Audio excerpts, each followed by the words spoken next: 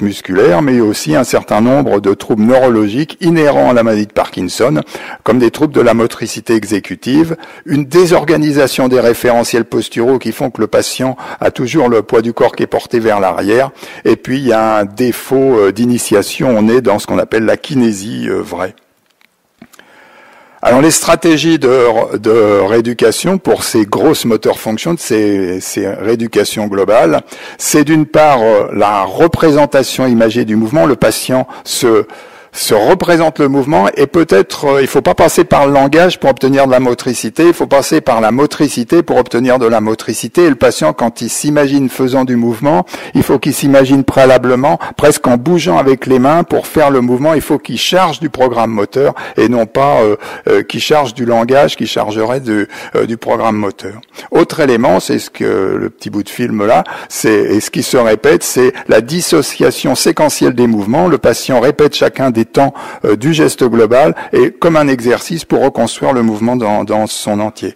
Et puis on en a parlé beaucoup ce matin, tout l'aspect rythmique et tout l'aspect du mouvement global associé par exemple à la musique et les effets du tango dont on parle beaucoup ont montré tout son intérêt. La posture, on vient d'en parler beaucoup. Et c'est un point très très important de voir comment on peut améliorer la posture des patients parkinsoniens. Là, on est plutôt dans le cadre d'une patiente déficitaire.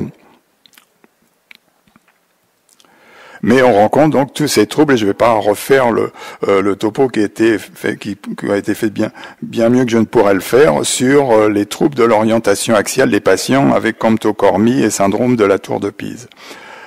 Les programmes de rééducation qui sont proposés, c'est après assouplissement, renforcement de la musculature axiale, on parle de plus en plus du déficit parkinsonien.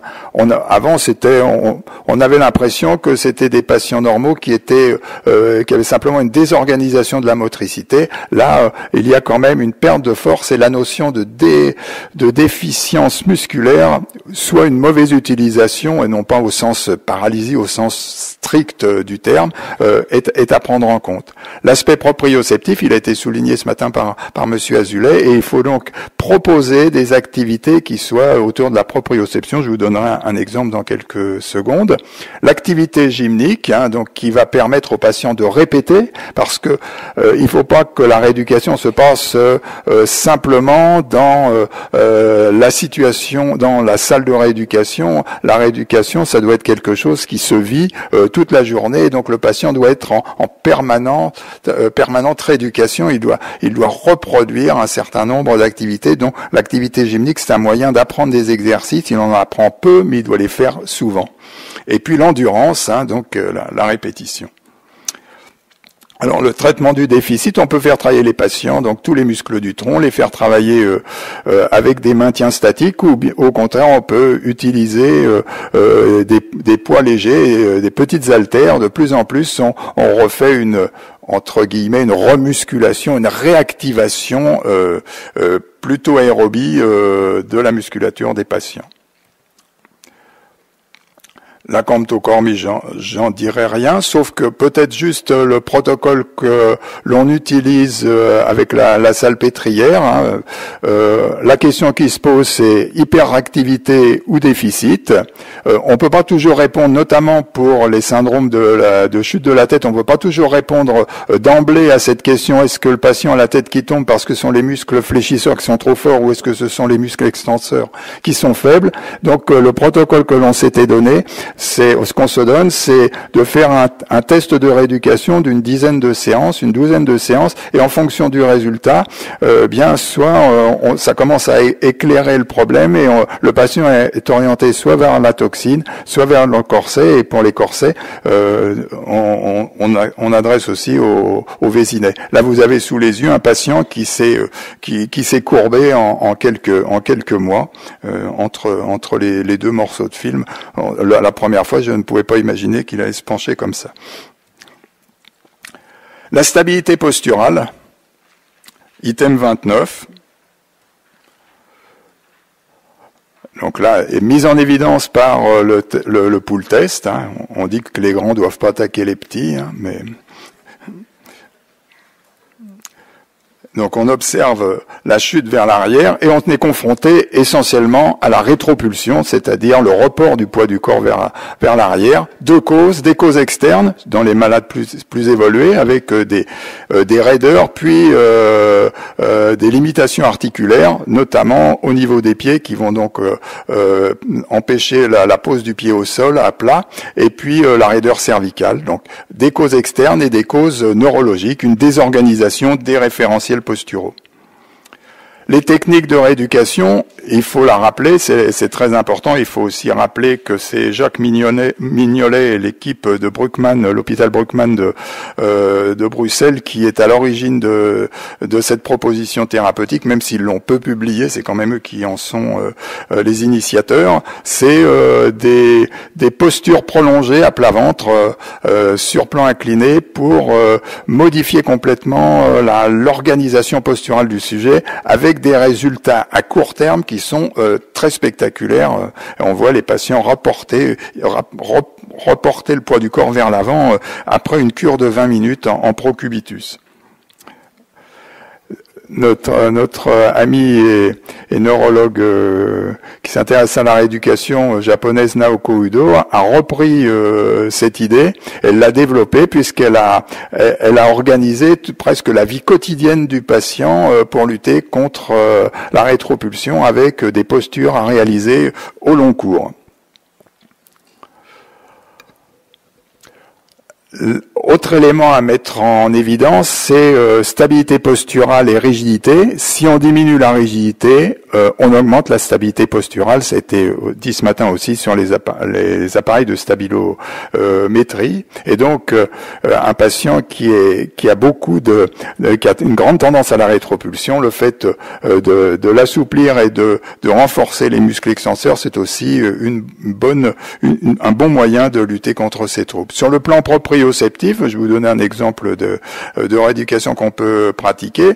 Le patient est donc sur un tout petit plateau très peu instable, et on va le changer la stabilité du plateau. On met des poids qu'on déplace à droite ou à gauche, et on demande au patient non pas de maintenir son équilibre, mais de nous dire de façon d'analyser ce qu'il ressent et de nous l'expliquer pour rendre explicite des informations qui sont traitées normalement de façon implicite. Donc si on soulève un poids, le plateau va partir un petit peu de l'autre côté, donc il va nous dire je sens que je pars vers l'avant, et si on a mis le déséquilibre un peu vers l'arrière, ou par exemple vers la droite et un peu vers l'arrière. Donc le patient va analyser des tout petits déplacements pour ressentir exactement ce qu'il perçoit au niveau de son rachis, information qui normalement est traitée de façon tout à fait implicite. Il est rare qu'on s'intéresse aux informations qui nous viennent de notre posture. Et là, c'est un moyen de développer cette information.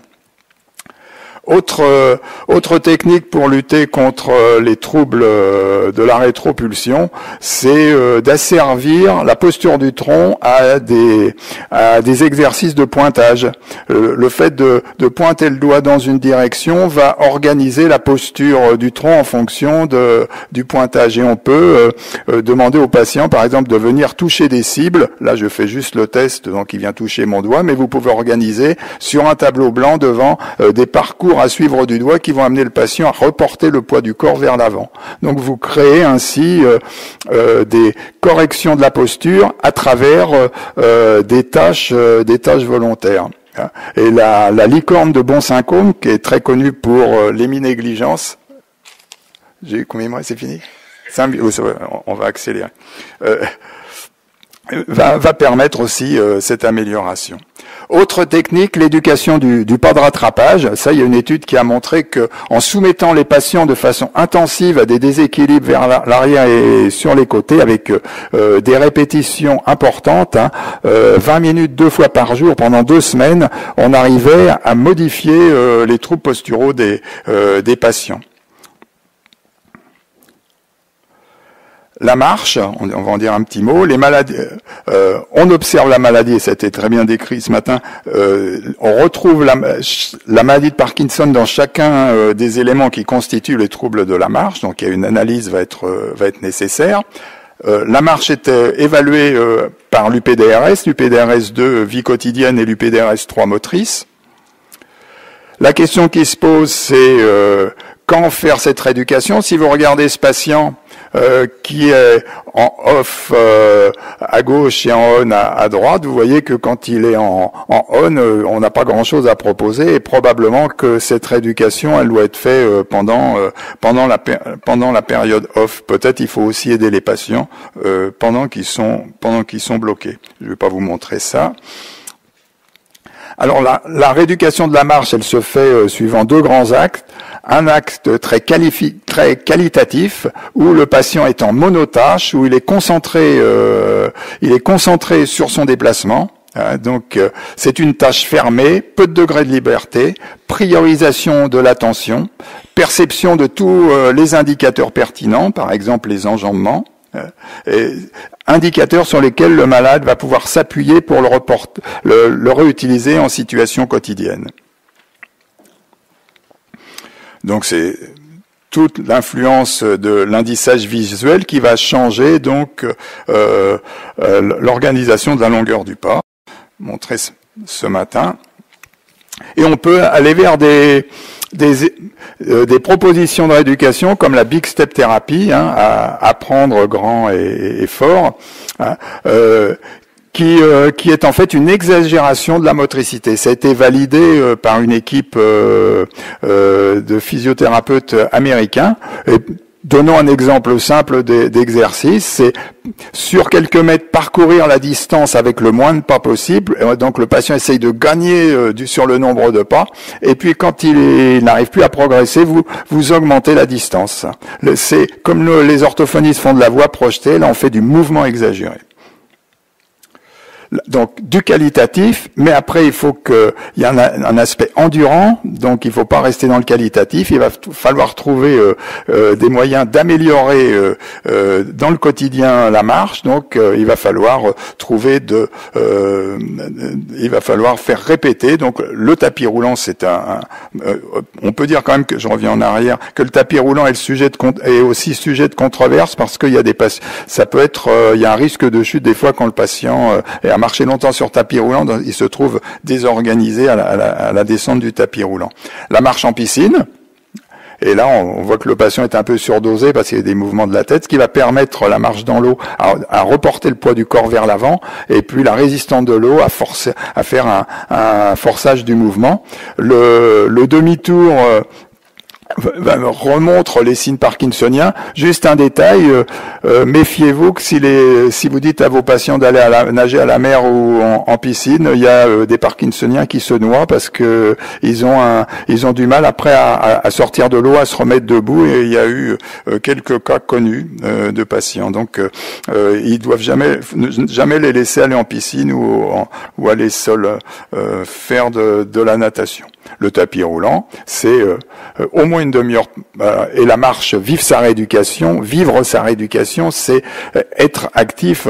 S'ils peuvent faire une demi-heure par jour de marche, une marche sportive, type marche nordique avec bâton, avoir un carnet d'activités où on note ses activités, et puis le podomètre aussi qui peut être... Je pense que, ayant atteint le temps qui m'était imparti, je ne vais rien dire des chutes. C'est lutter contre les chutes, c'est lutter contre le freezing, c'est trouver les systèmes pour maintenir le pas. La festination, c'est essayer de vaincre cette tendance que le patient a de courir alors qu'il ne veut que marcher. Donc là aussi, on va passer par des stratégies attentionnelles. Et puis, c'est à nous de prévoir les chutes. On a un certain nombre d'indicateurs qui permettent de prévoir les chutes. Le type de Parkinson, il y a un certain nombre d'échelles qui le mettent en évidence, avec notamment des échelles qui font intervenir des doubles tâches, où on regarde l'importance de l'effort intellectuel sur la posture, et qui peut mettre en évidence le risque de chute lorsque l'attention du patient est détournée.